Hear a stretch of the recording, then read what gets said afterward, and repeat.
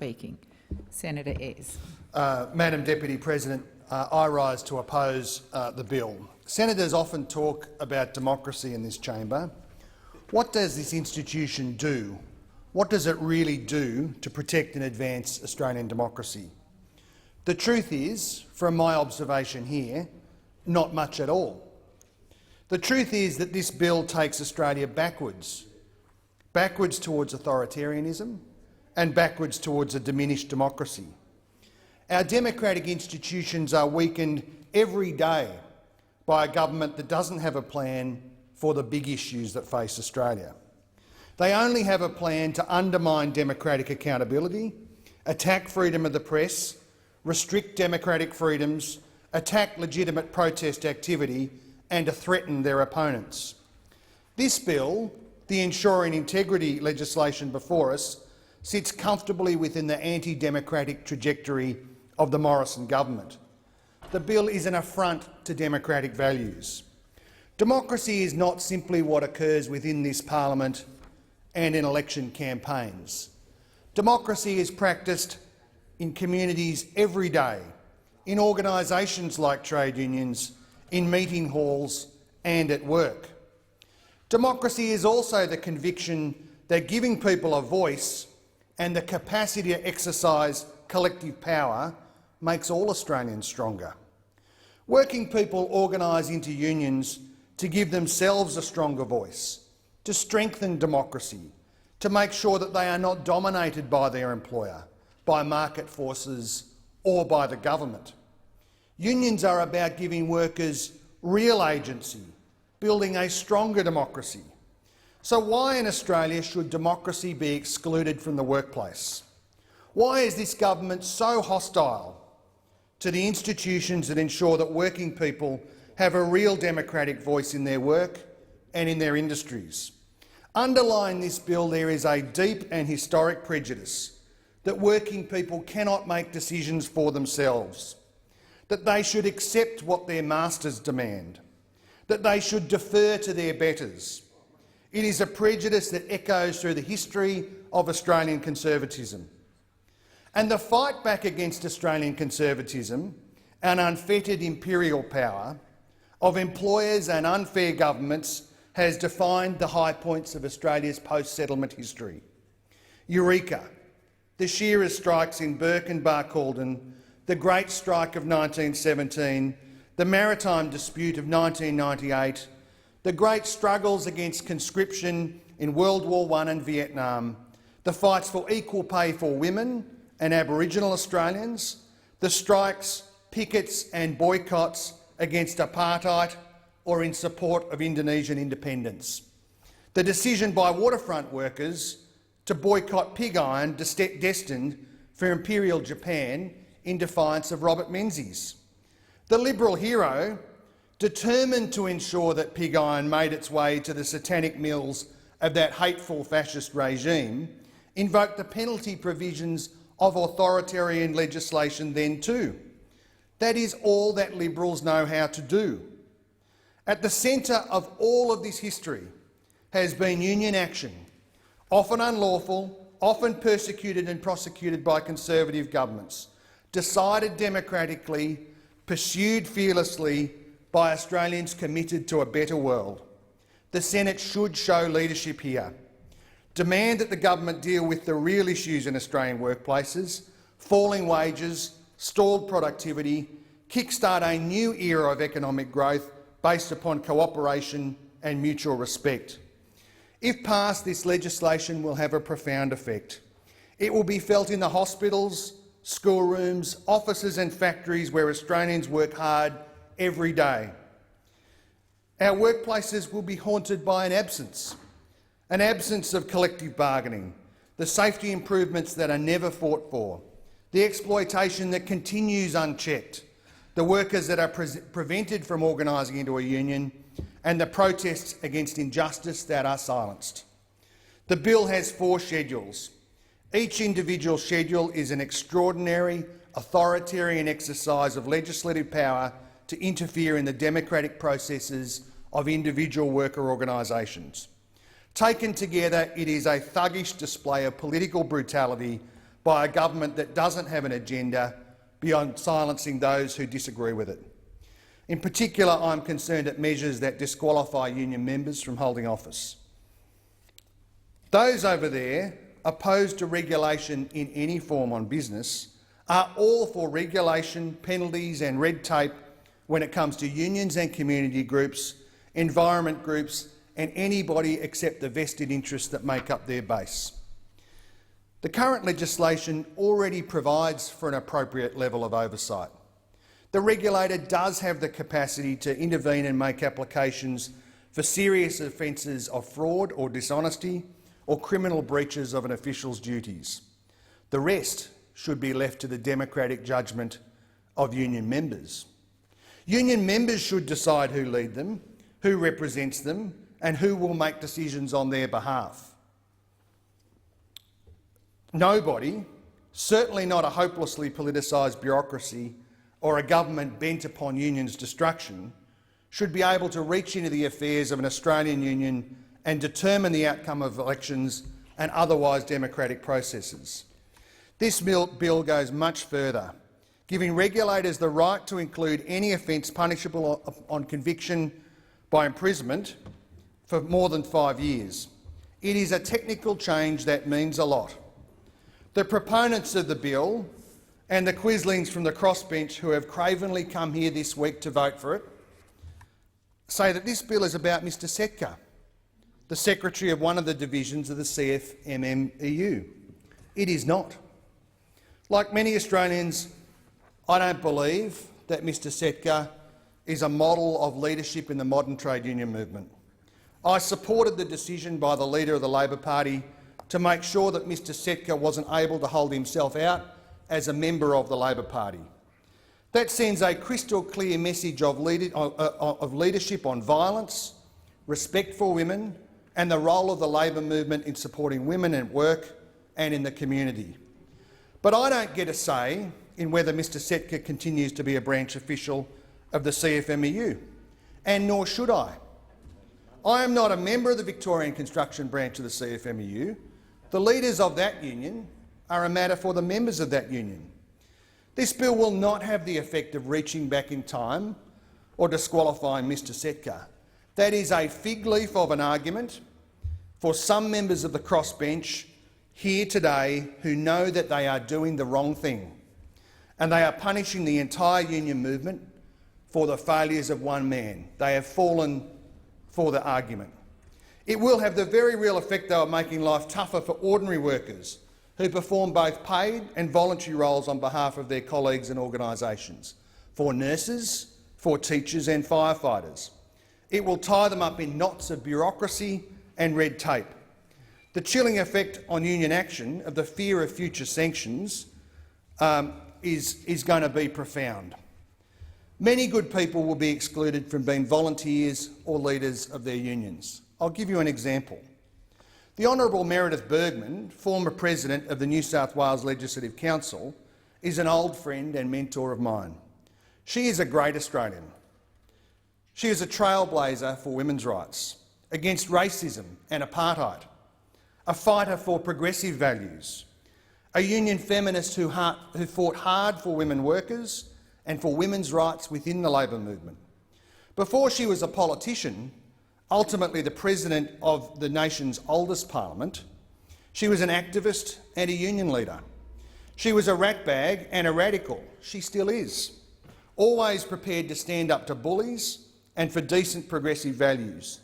She worked closely with Jack Mundy and John Pringle and the other leaders of the Builders Labourers Federation as they fought for green bans that protected Sydney's heritage just as hard as they fought for industrial democracy and the wages and safety of builders' labourers. She wrote the authoritative history of that union, controversial today still within the union. It chronicles the radical spirit that galvanised that rank-and-file controlled union to fight for good jobs and to really work with community organisations to picket and to strike and to boycott and to protest for Sydney's heritage and public housing. She is presumably the kind of person that Peter Dutton thinks should be locked up. She was the elected president of her union, the forerunner of the NTU, and she used that position to make the union modern, progressive and effective in New South Wales. She became a strong, progressive voice in the Labor movement.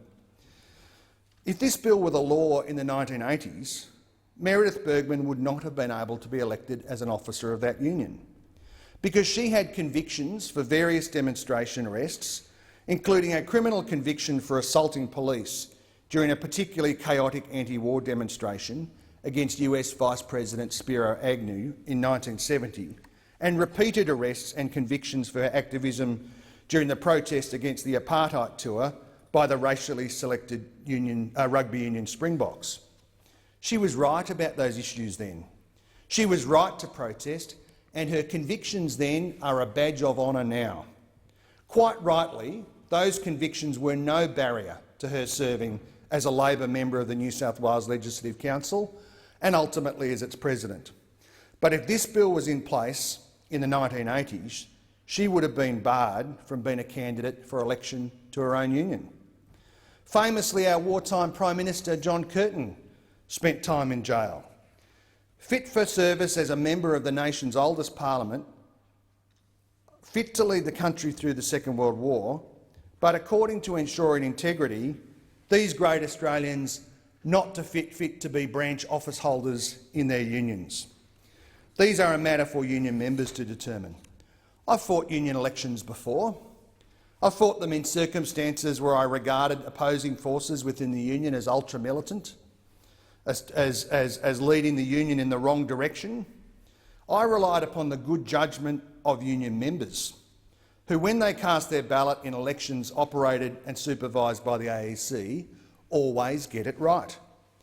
Taking away the right of unionists to decide who runs their union infantilises Australian workers, encourages less responsibility and less seriousness.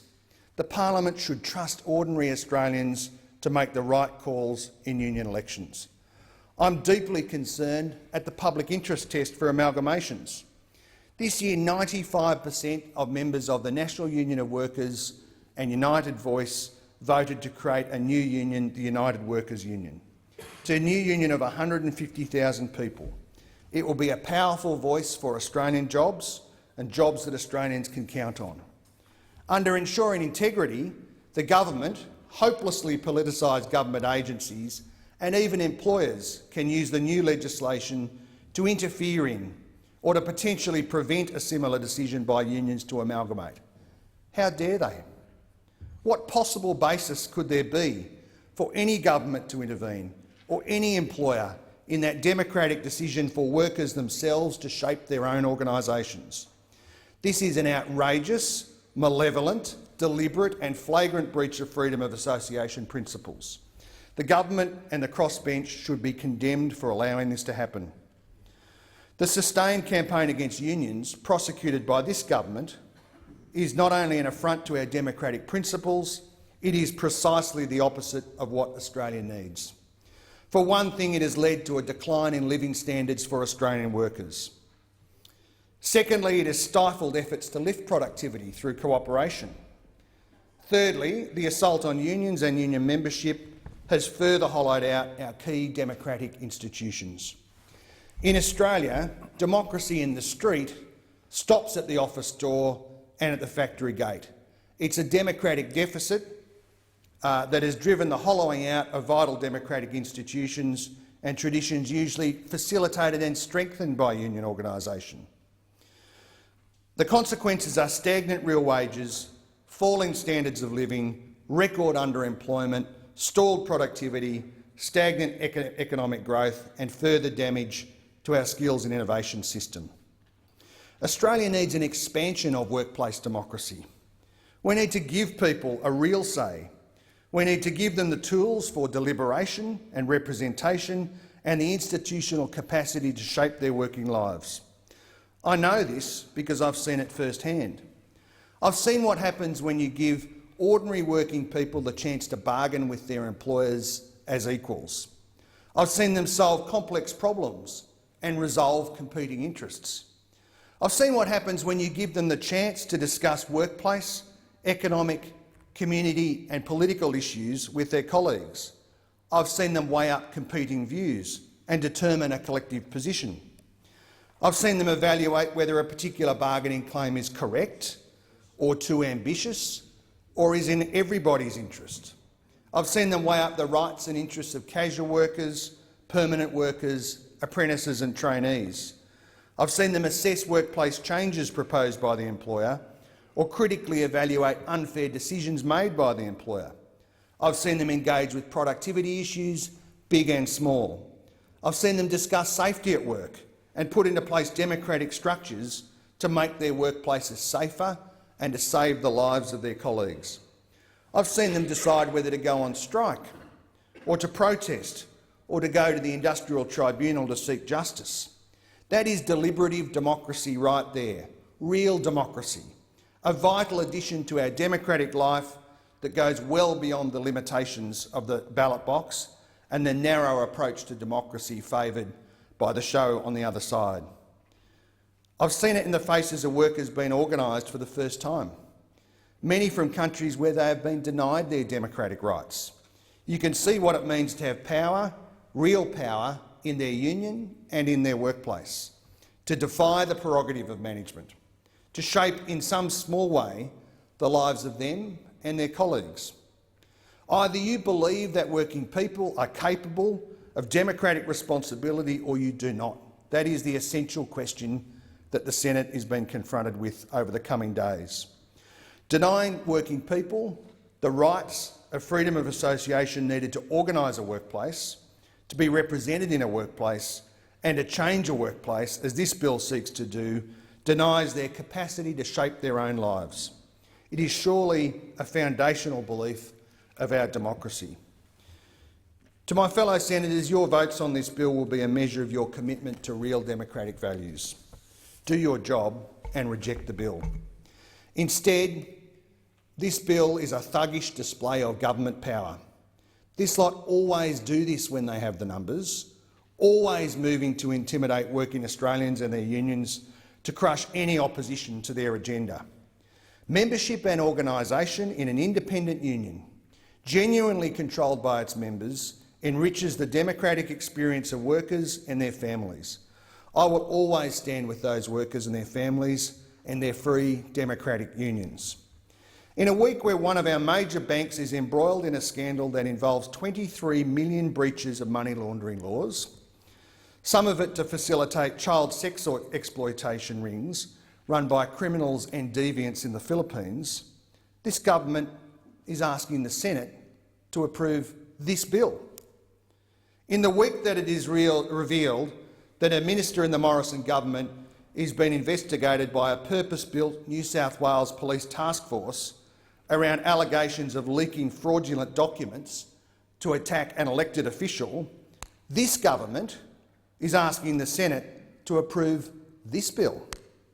In a week where the government is defending an aged care crisis, serious allegations of interference in our democracy by overseas governments, with unemployment rising, wages falling, energy prices on an endless upward trajectory, the economy stalled, workplace productivity hopelessly stuck in a quagmire, a hopeless government that doesn't have a plan for any of the issues that matter for Australian families or for future prosperity or for the security and the safety of Australians.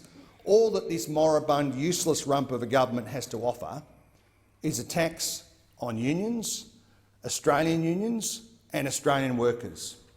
All it's got to offer is an assault on its ideological opponents, because that's what they always do. And I'll be interested to see whether members of the crossbench who've been so quick to rush to Canberra this week to support this legislation will be complaining and wringing their hands in the years to come as the government introduces more onerous legislation on Australian unions, moves to cut more penalty rates, moves to further undermine collective bargaining. I look forward to seeing some level of reflection upon members of the crossbench, because I fear that they know not what they do. They don't understand the role that the labour movement's played, that unions have played, that Australian workers have played in shaping Australian history. That's all this government knows how to do. You can guarantee that they know that they have a supine, subservient crossbench that gives them complete control of the